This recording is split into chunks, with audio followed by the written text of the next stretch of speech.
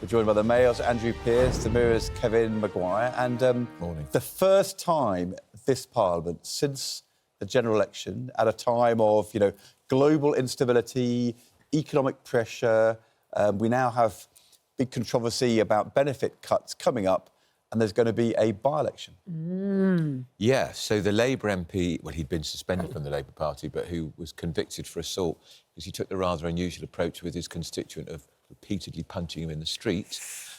He was sent to prison for 10 weeks. This is Mike Amesbury. Mike Amesbury, reduced to a suspended sentence. He's done the honourable thing, in my view. He's fallen on his sword and says he will stand down from Parliament, which will trigger a by-election in Runcorn.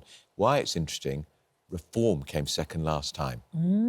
Some distance away. Yes. Runcorn and Helsby, excuse me, in Cheshire, some distance away, but the government's not as popular as it was at the general election. That's an understatement. Reform was on the rise, or it wasn't doing as well in council by-elections as it projected, as it pretended.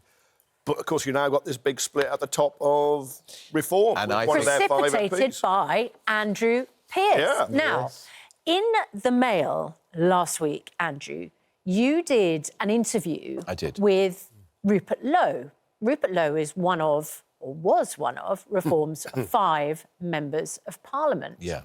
In which he didn't speak that kindly about the leader of Reform, Nigel Farage. Take us back to that interview and what he said. So I got in touch with him because he's an interesting figure, serious businessman, employs over 350 people, worth about £30 million, had a really big career outside of Parliament, and he's 67. And I'd heard there were some difficulties in his relationship with Nigel Farage. I said, would you talk to the Mail?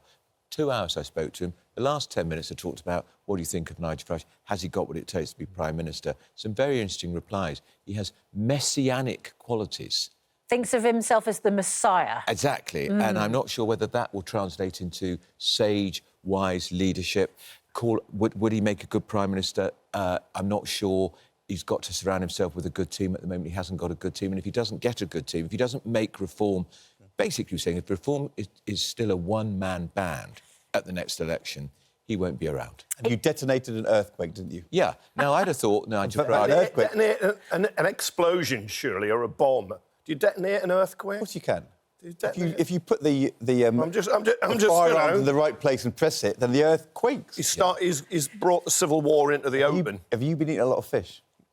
Anyway, let's move on from the fish story. Yes. So I thought Nigel Farage's reaction would be to say, oh, look, politics, you have differences of opinion. Free speech. Free speech, of course. We're a party which can... All of that. You discuss all of these issues. We are the new kids on the block. We do things differently to the Tories and Labour. Instead, Nigel gave a big interview where he said, well, I think perhaps he wants my job. I think perhaps he wants to be Prime Minister. So a stroke saying it was all personal. But then the next day, a statement is released by Reform, jaw-dropping.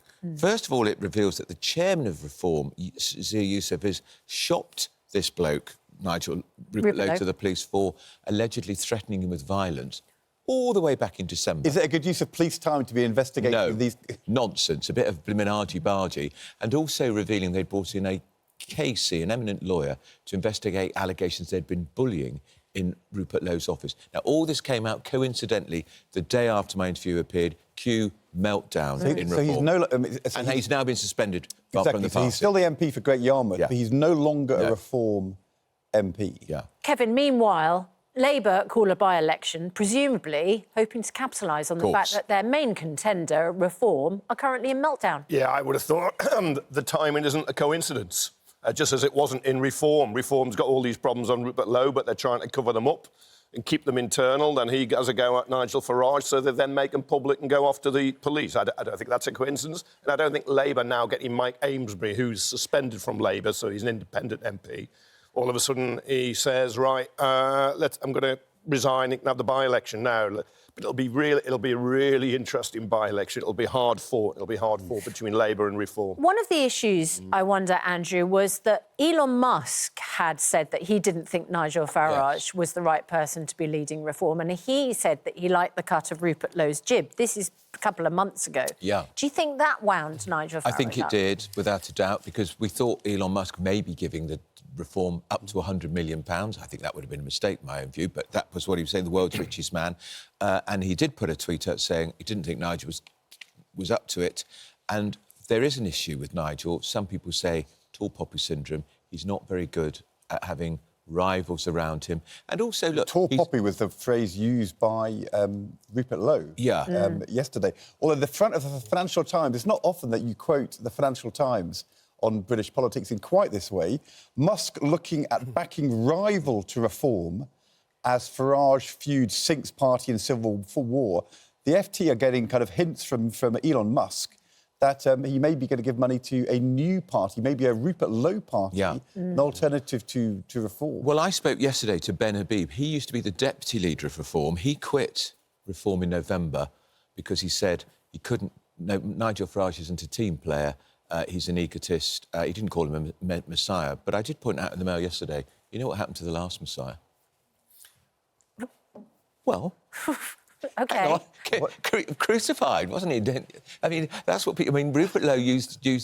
Well, I mean, it's... Yeah, but I'm not the religious one, but he came back to life and never really died. I mean, subsequent Still worshipped. Is he going to come back? Yeah. He's still leading a worldwide religion 2,000 years on, if he ever existed. Yeah. But it was a very interesting choice of words by Rupert. And he used the word Messiah 4 times. But you know, it's classic hard right politics.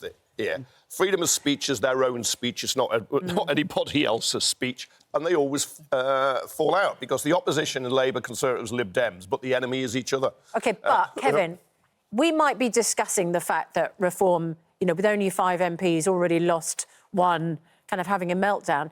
People still back Reform. Voters still back Reform. They'll be disappointed. Yeah, but will it matter? Do they, you know, Nigel Farage is a really popular politician. Yeah, but of course... They might not care who Rupert Lowe is. Yeah, to break out and actually get into a position where you're winning lots of seats, he realises he's got to build a wider coalition of voters. And if you look at the detailed analysis of who backs Reform, Hope Not Hate did this with a mega poll, the anti-fascist group. It's against...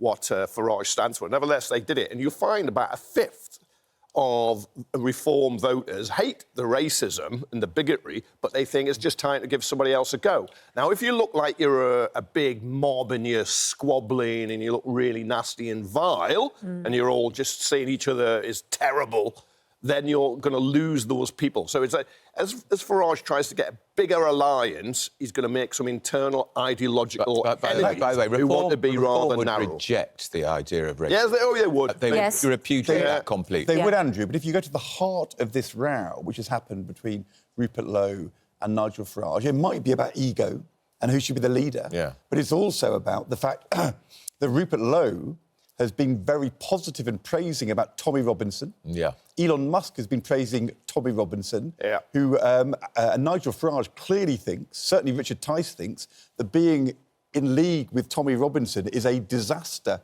for the Reform Party electorally because he is, you know, he's a convicted criminal and seen as having very, very unsavoury views on race and on those kind of issues. And so, I mean, it does go to Kevin's point, which is, does Reform want to be a fringe far-right group, or is it trying to be a mainstream party? Lowe would say his main point is about migration. He's got a very simple view about migration. Illegal migrants, all of them should be deported. And he actually said, initially, when they crossed the Channel, he would ship them straight off to an island off of the Scottish coast, if necessary. And he actually used the quote, let the midges do their work.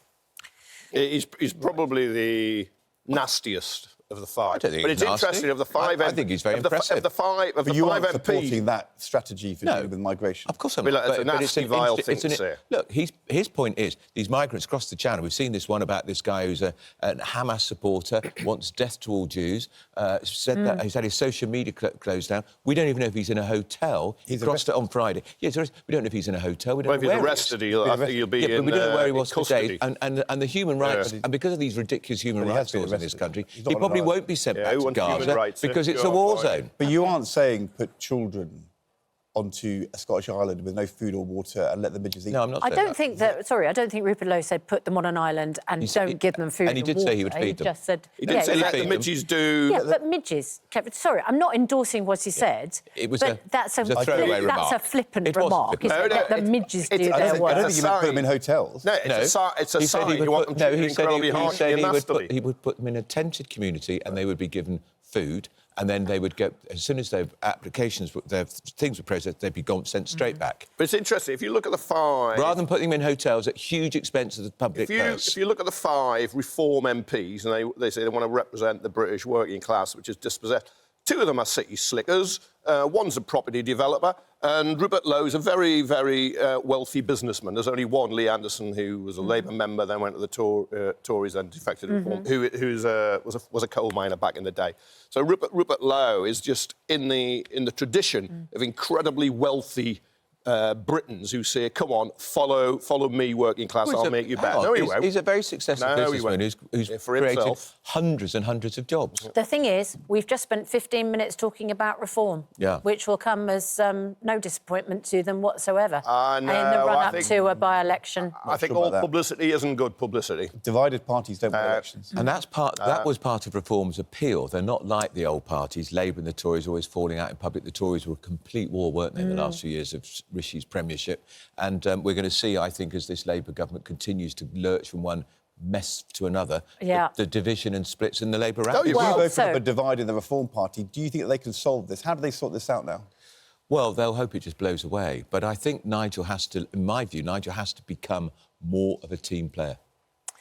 Right, bring Rupert Lowe back into the Reform? Well, I would. Look, meanwhile, we have an emerging split in the Labour Party over welfare cuts. And we have a huge number of responses this morning, Kevin, from people on benefits saying, what are you going to do? Because we thought something was going to happen this week on benefit cuts. We don't yet know what or who or when. Meanwhile, the Prime Minister says it's a completely unworkable, indefensible system currently. And you've got people on personal independence payments who rely on that money, who were thinking, hang on a moment, are you about to draw away my lifeline? I mean, that's a desperate... Never mind politically, never mind internal politics. If you rely on these disability benefits... That's right. Between, you're in desperate straits. I think it ranges from... I'm sure people watching who receive them will be able to correct me, but I think it ranges from about $1,500 a year to nearly $10,000 a year, depending on your level of disability. Yeah. And if you're... Of course you're going to be worried and fretting, and you're, not to say terrified about it, which is why the government, if it's going to do it, has to get it as quickly as possible. But it has to remember, and we had this discussion yesterday, if people are disabled and incapable of working, to punish those people, to hurt those people, would be unconscionable. It would be completely and utterly wrong. But the problem at the moment is nobody knows what the government's proposing. I know, and that is going to spread to the uncertainty and the fear. Emma on email, I can't sleep because of the prospect of benefit cuts. The cuts genuinely scare me. Jessica on email, if they cut my benefits, I won't be able to afford my assistance dog. Right now, I'm feeling very depressed. I'm scared. I just want to say how scared I am of losing my PIP. So there's a lot of fear. Yeah, now, look, the benefit system isn't incredibly generous as it's painted out to be. There's not a huge amount of fraud as sometime as... But the bill is soaring, Kevin. The bill is soaring. So you've got to tackle why people who could work and are not working, you've got to get them fit for work and wanting work. That's one thing. But you do not then punish people who are disabled and cannot work, or sick and cannot work. Why are there nearly 1 million people aged between 18 and 25 who are not in work, not in education, not in training? That is a scandal. And I just don't buy that all those young people have got some problem that prevents them going into the workplace. And we absolutely have to support people who can and want to work. Yeah. But the trouble is there's such a cloud of uncertainty at the moment, and it is gathering pace. The Conservatives, with the Lib Dems in the first 5 years of their reign, made the system meaner, crueler, nastier, and it had no impact on getting people into work. You just punished people. You could not show, if you get a big stick and you begin to batter people with it, it's not going to get them into work. There were lots of other practical measures. There were incentives would get people into work, help would get people into work.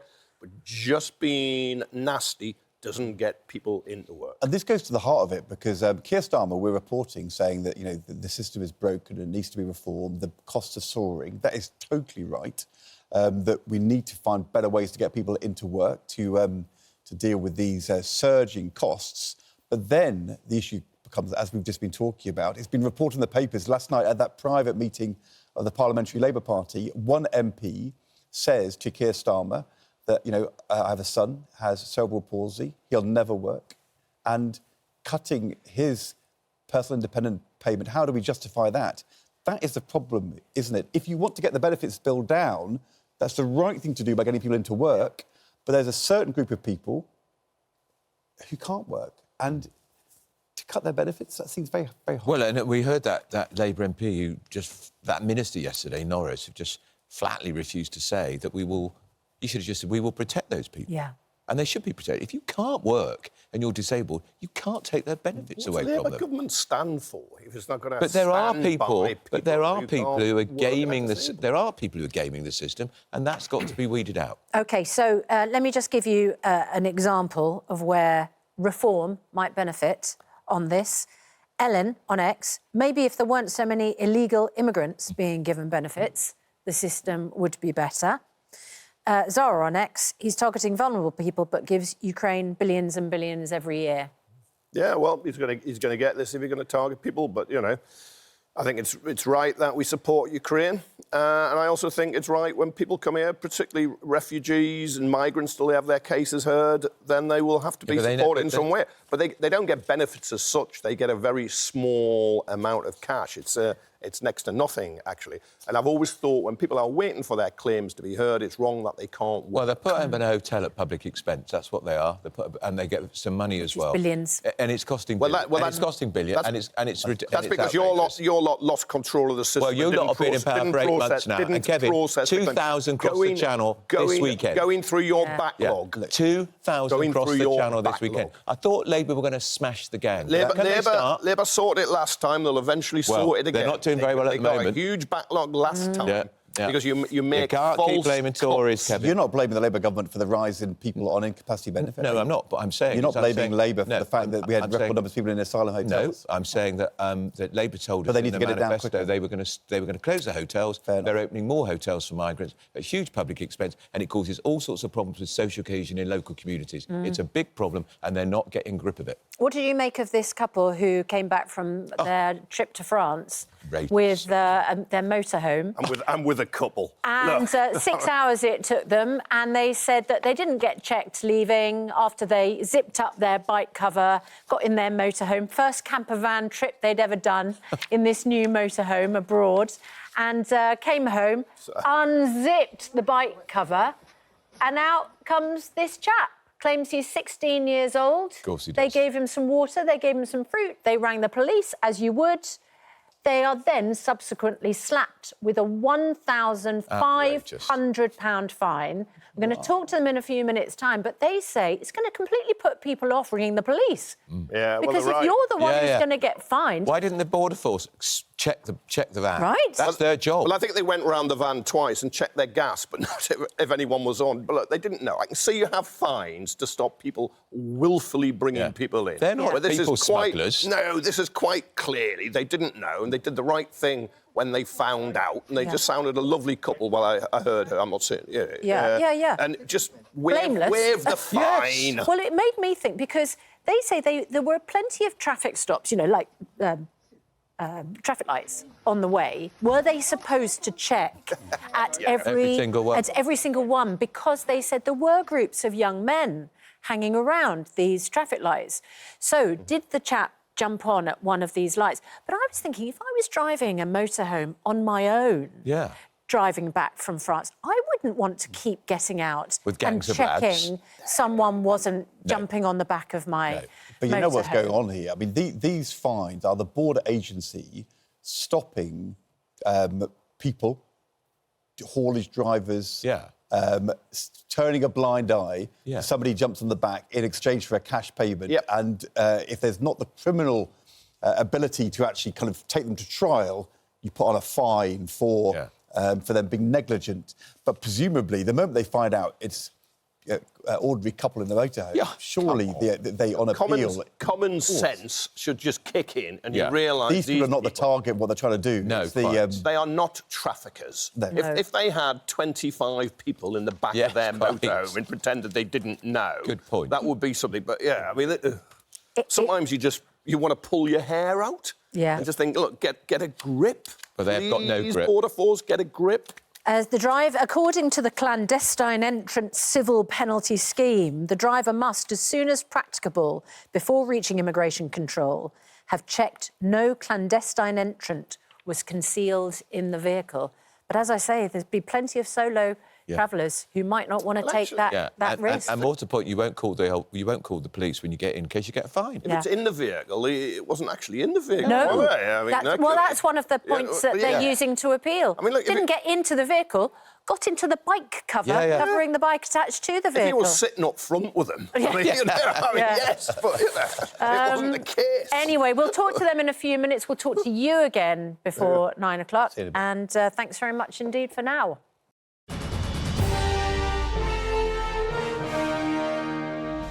A couple who found an illegal migrant hiding on the back of their motorhome after a 6-hour journey back from France have been issued a £1,500 fine by the Home Office for failing to check no clandestine entrant was concealed. Adrian and Joanne Fenton called the police when they got home in Essex after finding the man zipped inside the cover of their bike rack, which is attached to the back of their motorhome.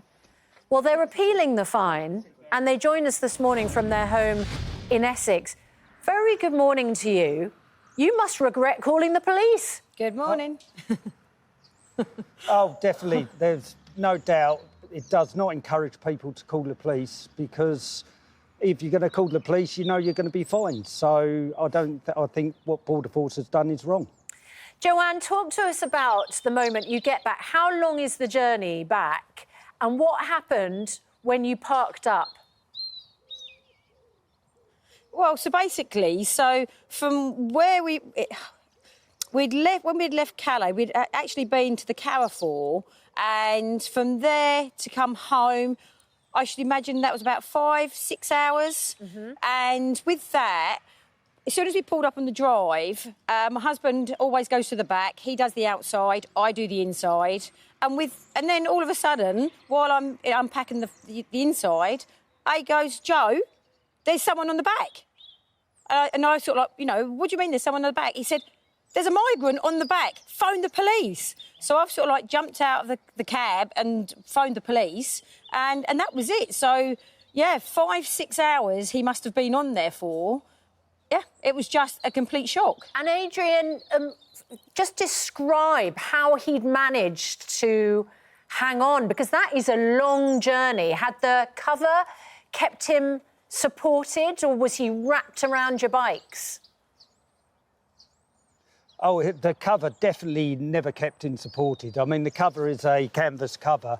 He had 2 feet on here, but the 2 bikes were here, and he was literally contorted around the bikes. So he was wrapped around the bikes, and from the outside with the canvas cover, you couldn't even see that he was under there. So how he got under there and how he fitted, I really don't know even to this day, because he actually physically had to be helped out and unclipped to get him out, because he couldn't just climb out. So, Joe, when you think back to the journey, that 6 hours, starting in France, how many times do you think there was an opportunity for this guy to jump onto your van? Because you're being fined for not checking properly. How often were you supposed to check whether somebody had joined you on the journey? Well, you're not. It doesn't come in the manual. You've got to keep getting out of your motorhome every time you stop at a traffic light, or in traffic build-up or roundabouts while you're waiting. It was totally madness. So I would say from the Carrefour, well, it was literally only 10 minutes down the road, obviously, to the shuttle. So, but in that 10 minutes, we've probably stopped and waited for about 15-20 minutes in traffic. So he could have got on at any point. We don't really know. What he said to the police, where he got on and where he got on, we don't really know. Well, of course... But we certainly, we checked when we got from the... Sorry. But of course, the border force is supposed to be doing checks going into and out of the tunnel. Did they stop you? Did they do any search of the van? Was there any point where there were infrared cameras seeing if there were people on board? So we went through 2 passport controls, and after the second one, we had a walk round with a uniformed member of staff. I couldn't tell you who they were, but they looked like security guards. And they walked around the vehicle, asked me to get out the vehicle, which I did do, and asked me to actually open one of the lockers on the side just to confirm that the gas had been turned off. But they actually walked around the vehicle with myself before we went onto the shuttle. Wow, OK. So they checked for other things, but not for people jumping into your bike rack. Just talk to us about this young man, you know, because you had concerns about him as well, obviously. What did you do once you found him? Well, absolutely, you know, to find, you know, a grown man on the back of your bike rack, and it's dark, it's cold, we're tired, and we didn't, you know, we wasn't expecting that. And you do have empathy there, you do have sympathy for him. I did offer him a bottle of water. I literally, you know, put my hand under, and I just said, would you like a drink? And put my hand under the bike rack, and he did say yes. So he spoke a little English, and that was it. So I gave him water, but we wasn't going to let him off because we didn't know whether he was armed, whether he was dangerous, how big he was, how old he was. You know, we knew nothing. So, yeah, but he certainly had a drink. And then when the police came and took him off, I then offered him some fruit, because as I was emptying the motorhome, and I said, would you like some food? And I happened to have fruit, and he had some fruit. So I made sure he was OK. Yeah, of course. I mean, you're only human and he's only human, whatever is going on. But you would be concerned, though, wouldn't you, Adrian? I mean, let me just let you know what some people have been contacting us about.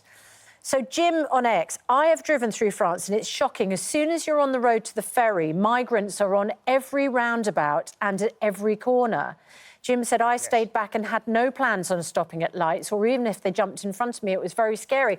I made the point that, you know, you're being blamed for not checking your vehicle. I'm not sure that if I was driving on my own, I would want to stop and check the vehicle. So, you know, did you feel safe checking the vehicle? Would you want Joanne to have checked the vehicle if she was driving on her own? Definitely not. I mean, we checked our vehicle at the Carrefour before we left, and that was our last stop and destination, which was a couple of kilometres from the shuttle. And I'd done a walk round. Our vehicle's fully alarmed. It's got PIR sensors. It's got movement sensors. So if anyone climbed on at the Carrefour, the alarms would have gone off, and it would have let me know on my mobile phone. And then driving to the shuttle, we had to go through some housing estates, some areas. There was traffic lights, and as Joe said, we stopped numerous times. It would not have been safe to egress the vehicle and go round and check every time you stop, because you'd be holding the traffic up and you're in traffic flow. So at any period could an individual climb into the back there without us knowing while we're stopped at traffic lights or en route to the shuttle. And it's not safe to keep checking your vehicle. Yeah, it's not safe. So what happens now? The latest figures show that the border agency gave out over 1,000 of these fines in the last year. They're clearly wanting to stop people who are taking some cash to allow somebody to jump on the back of their van or whatever. Clearly, they're not after you. That would be ridiculous. You're now appealing. Have you had any indication as to whether your appeal will be looked on kindly? So we haven't actually appealed at the moment. We've done what's called a objection to liability, which you do first of all. I sent that off Saturday, and the Home Office has sent me a response saying they are looking at it and we will get a response by the 2nd of May. But as a tourist and someone who's the first time we've gone abroad in their motorhome, this was our first trip to France, I've never even heard of the regulation that we've been done for. As a driver and understand the highway code. I know I have to do 30 miles an hour at a 30 mile an hour limit, but I don't understand the carrier's licence because I've never seen this regulation before. But also, I think we were not negligent. We did comply with it. We did do what was asked. We did check our vehicle. It is alarmed. We've done everything that you would reasonably be expected to do. So I think it's unjust and we shouldn't be fined. And Joanne, are you going to go again? Oh, absolutely. We've learned a valuable lesson, obviously. And I have turned around and I have said to my husband, we're not going to put a bike cover over. That can stay off. So, you know, it'll be, you know, anyone can be seen then. And obviously we will check. But it is scary. And to get out when there's so many men about, you know, you're not going to, you know, for me to jump out and look underneath and look around, you can't look on the roof. You can't get to the roof. You've got no ladder for the roof. So it's not feasibly possible. But we'll definitely go back. We definitely will go back, but we will be much more vigilant. but without the cover, the bike cover. Joanne, Adrian, thank you but so without much. the bike cover. Thank you. And it's a, you know, it's a good warning for other people as well. But as we say, I'm not sure what everyone's supposed to do about it. Good luck with your future motorhome travelling. Yes. Meanwhile, a Home Office spokesperson said, we are fully committed to stopping people from illegally entering the country and cracking down on people smugglers, which is why the clandestine entrance civil penalty scheme is there to ensure drivers take every reasonable step to deter irregular migration. We understand that recipients of penalties may disagree with the circumstances of the fine. Or comes down to that word reasonable. Well, also comes down to the phrase people smugglers. I'm not sure that Adrian and Joanne are people smugglers. No, but there'll be lots of people who take some cash on the side, and that's what you've got to crack down on. Of course.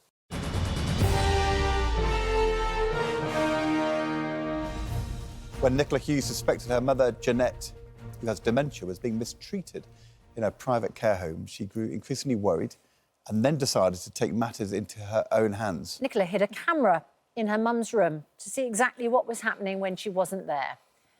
And what she saw on the footage confirmed her worst fears. It's every family's, every daughter and son's worst nightmare, because when your loved one's in a care home, you just can't be there all the time. You have to believe that they're being looked after by professionals who are going to care for them and love them. And what we just saw there, I mean, it's so upsetting. Hard for you to watch, wasn't it? Then. It's made me incredibly ill. I've suffered from chronic anxiety since, I've suffered from chronic anxiety since Mum went into the hospital, actually, but it became significantly worse when she went into the nursing home. So what raised your suspicions that made you want to put the cameras in? So early on into my mum's admission, she was smelling of urine. Her oral care wasn't being attended to either. And most mornings she wasn't receiving her 8 o'clock medication on time. In fact, some mornings it wasn't being administered until 11:20 in the morning, so it was having an impact on our mental health and our agitation levels.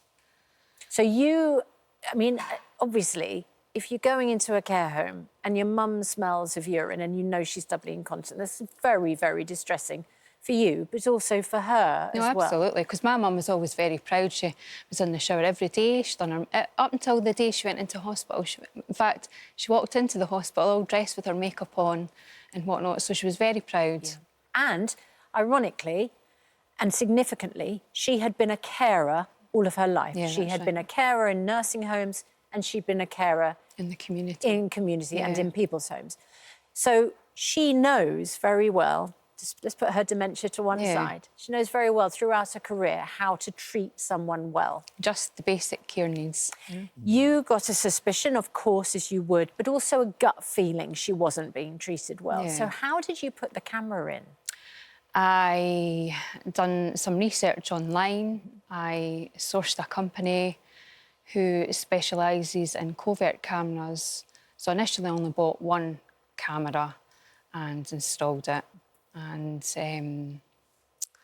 when you set up these cameras, you can have them set to set off alarms. So if someone enters the room, you get a notification. So I was able to monitor specifically when people were attending to Mum. But what became very evident from in fact, from the very first night the cameras went in, that no welfare checks were being completed overnight. So as soon as wee Ginty was going into bed, nobody was checking on her until they were dragging her out of bed at the back of 6 in the mornings to get her ready. You're a registered nurse. You know what good care is, and clearly you are very worried. But, I mean, it's quite a step to take to put in cameras in this sort of secret way. For you as a nurse, if you found out that cameras were being put into your workplace to film you, how would you feel about that? Well, I'm very confident and competent in my practice, so I don't have any issues being filmed at all, and I've nothing to hide. So, and, you know, most people have been very supportive, actually. Most practitioners in care have been very supportive. There's been the odd one or two that wouldn't like to be filmed, but at the end of the day, we need to protect the vulnerable. So you're thinking we should go further and just make it sort of a normal practice, that there should be these kind of cameras there so that families can see what's going on whenever they want? Well, not necessarily families monitoring it, because it can make you incredibly ill, but it has to be regulated and monitored. Maybe social workers, some regulatory body could have access to this and periodically drop in and do checks, spot checks. Not, you know, cameras don't just protect the residents, they protect the staff as well, because allegations can be made. It can also help identify training needs of staff. If whoever's monitoring the cameras, if they're going in and seeing certain things, the way certain staff are working, then training can be identified for these individuals as well. I think what's really worried me about this is that you can imagine there being, a rogue staff member who doesn't care, is slapdash or even cruel. But the problem with your footage, I mean, it was more than one person. Yeah, no, it was a culture. People were seeing each other. As you say, it was a culture. What was it about that culture? Is there something about care, as opposed to, say, the National Health Service, where you can sometimes have that kind of bad culture, like endemic in a place? Do you know, I think if people haven't been given the right training initially and they've been paired up with another member of staff who's got experience and they're seeing bad practice, and they just then assume that that's the standard way to be treating people, and then it just continues on. How long did the filming go on for? How much mistreatment, appalling treatment of your mum did you have to endure before you made the complaint? So, Mum was admitted into the care home on the 3rd of February. The cameras were then, the first camera was installed on the 19th of February. And in March, Mum's skin began to break down. She'd developed a pressure sore and had urine burns on her skin.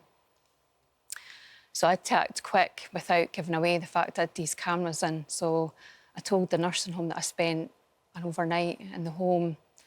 And before I left at 5:25 a.m, I took a picture of myself. Obviously, I wasn't down. I'd been down the night before. I put her to bed.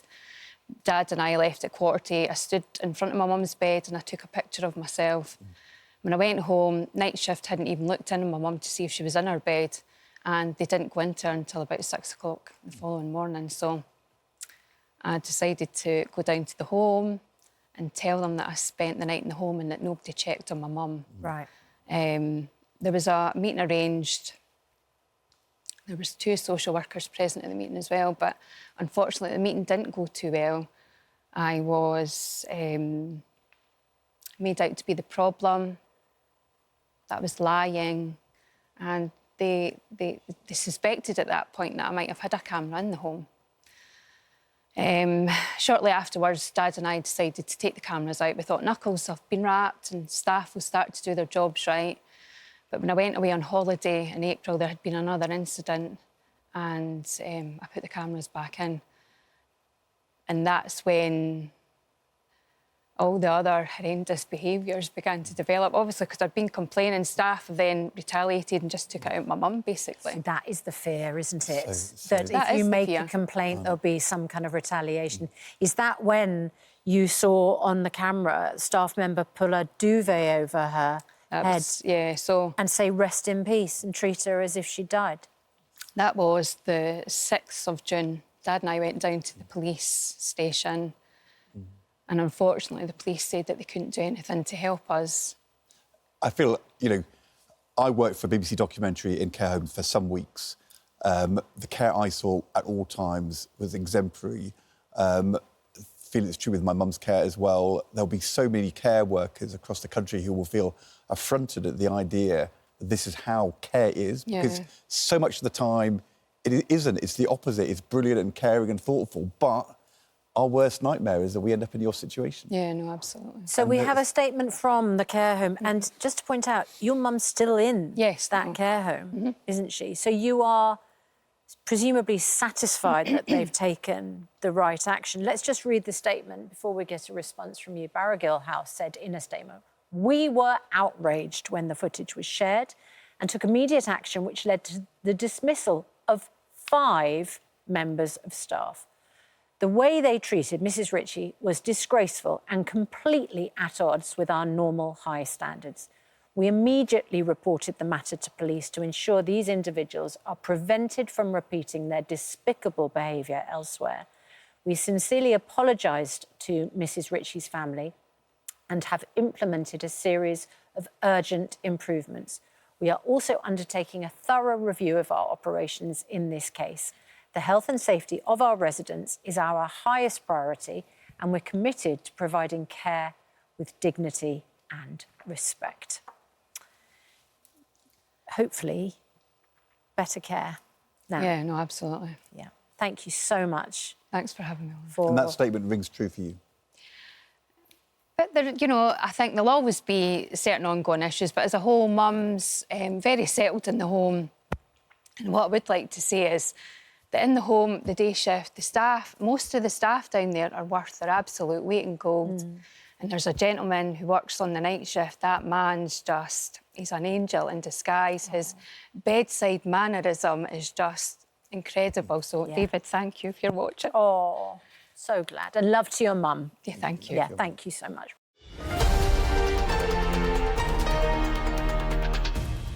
At 8:38, the government's set to unveil seismic reforms, in their words, to the planning system today. Housing Minister Matthew Pennycook joins us now. Very good morning to you. Yesterday we found out that if we agreed to a pylon next door to our house, we might get 250 quid off our energy bill. What are you promising people this morning? So the principle behind this measure is very clear. We've got to overhaul our electricity network to get clean, homegrown power to homes and businesses across the country. That's how we unlock growth. And just as importantly, that's how we reduce our dependence on costly foreign sources of energy and our exposure to price fluctuations. So I think the principle is acknowledge. Your viewers, I'm sure, will support that. We do think it's fair that where this infrastructure is going, the people directly affected in the locality receive a benefit to them. And so we are, as part of the bill's measures, consulting on within a 500-metre radius of any particular site, discounts of up to £250 over a 10-year period. That will be paid for by an obligation on electricity suppliers on other people's bills, but we're talking very small amounts of money. We think between 80 pence and £1.50 on an average bill over the course of a year. But we do think that's right as a quid pro quo, if you like, for those who are seeing the infrastructure installed in their local areas to receive that direct benefit. Can I ask, at the moment, are you worried about a big backbench rebellion on another seismic reform, which is your proposed cuts to the welfare payments that we give people with disabilities and illness? And can we ask when you're going to make that decision? Because we're inundated this morning with people on PIP, on disability payments, who are frankly terrified about the fact you're about to take their money away. Well, I appreciate the anxiety of those people reliant on benefits about potential changes. I'm not in a position today to set out those changes. That will be for my ministerial colleagues to do so at the appropriate point. When are you going to make that decision? Because the more that we discuss it and the more you say, well, we're not going to tell you yet, the more worried people become. Well, as I say, I understand the anxiety. I'm not in a position here today to announce that. I'm announcing a transformative piece of legislation that we're introducing in the House of Commons later today, the Planning and Infrastructure Bill. But we will set out our plans in the near future. And the more important point is that the principle of reform and why we need to tackle the system. We have inherited a broken welfare system. I don't think any of your viewers watching will think the system is working well.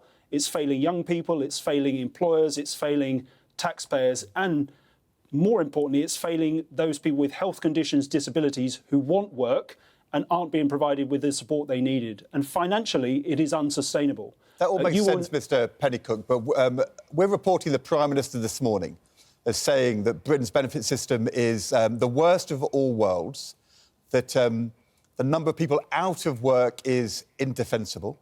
I think all of our viewers would want more action to get people back to work. So understand that principle, absolutely. But Vicky says, my partner has terminal cancer and is on personal independence payments PIP. We are so worried this is going to be stopped. I asked your colleague yesterday, Mr Alex Norris, about this report, that those with extreme disabilities who are unfit to work, they are going to lose from these reforms because of cuts to or freezing of personal independence payments. Now, I know you can't tell us the detail, but what principle, what Labour principle could possibly justify taking money away from Vicky's husband with terminal cancer or somebody who has an extreme disability and can't work? Just explain what principle could justify that.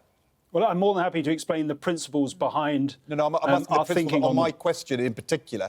I'm talking about somebody who can't work. So we accept the Prime Minister's point about people who should be working. Somebody who cannot work with an extreme disability, if they lose, what principle could justify that?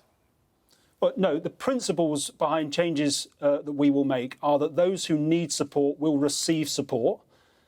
We've got to restore trust and confidence in the system. We've got to overhaul the flawed assessment processes out there. And we've got to provide those who can and want to work with the support that they need to start and succeed and sustain jobs. I think all of that would be acknowledged, as would be acknowledged the unsustainable financial costs. You will know, Ed, that since the pandemic, spending on incapacity and disability benefits has risen by £20 billion. If reform is not undertaken, we're on course for that to head to a figure of £70 billion by 2030. So the principle of reform is accepted. I'm not in a position today, as you've acknowledged, to set out the government's plans. That will be done, as you will know from your time as a minister, by my colleagues in the Department of Work and Pensions. Well, what principle could justify a freezing or a cutting of benefit to somebody who cannot work? We read in the papers today, there was a Member of Parliament, one of your colleagues, last night in the meeting, who said their child has cerebral palsy, will never work, and surely to freeze or cut their benefit would be wrong. What did the Prime Minister give as an answer there? What principle could justify cutting or freezing benefits for people who patently can never work? But there will be people in the system who can never work, but there are a significant number of people who can and want to work and are not being provided with the support that they need to do so. That's really good. But somebody who can't work is not going to see a Labour government freeze or cut their benefit. Well, I've been very clear, as was the Prime Minister yesterday, about the principles behind our thinking on reform, and you've acknowledged the fact that we do need to reform the system. I just feel that people will hear you not answering that question, and that's what makes Vicky really worried. She says, my husband's got terminal cancer, he can't work, it's a Labour government, and you can't tell us whether they will have a cut in their benefit. And I appreciate, as I've made clear, that people like Vicky will feel anxious because they don't have clarity about what the government intends to do. But I've been very clear. I don't know how much clearer I can be, Ed, and you will know from your time as a minister yourself that I cannot come onto this programme and preempt a government announcement that will be made in the usual way in due course. I'm here to announce a significant overhaul of the planning system through a landmark piece of legislation that we are introducing in the House of Commons today. OK, and I think on that latter point, you've done that. So thank you for coming on and talking to us today.